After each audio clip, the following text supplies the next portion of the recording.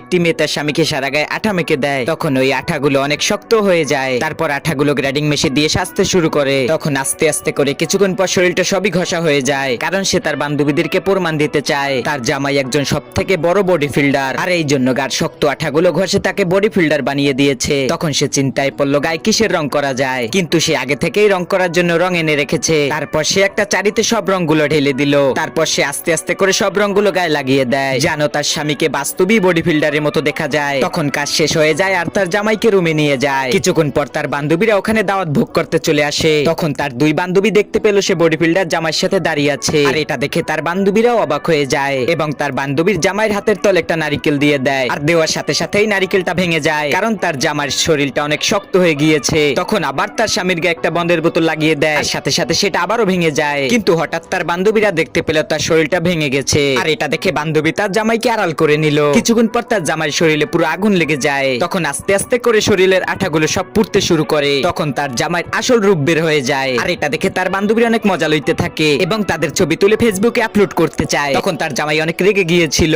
আর সে দৌড়ে গিয়ে আলমারি থেকে আঠার বোতলটা নিয়ে আসে, আর ওই আঠা নিয়ে এসে তার বান্ধবীর মুখে দিয়ে দেয়। আর যে বান্ধবী ছবি তুলেছিল তার বোনেও আঠা লাগিয়ে দিল, কিন্তু এই ভুলটার জন্য তার স্ত্রী অনেক কান্না করতেছিল। আর তখনই তার জামাই এসে স্ত্রীকে সান্ত্বনা দিতে থাকে। আর আজকের মতো আমাদের গল্পটা এখানেই সমাপ্ত। নতুন ভিডিও পেতে লাইক সাবস্ক্রাইব করো।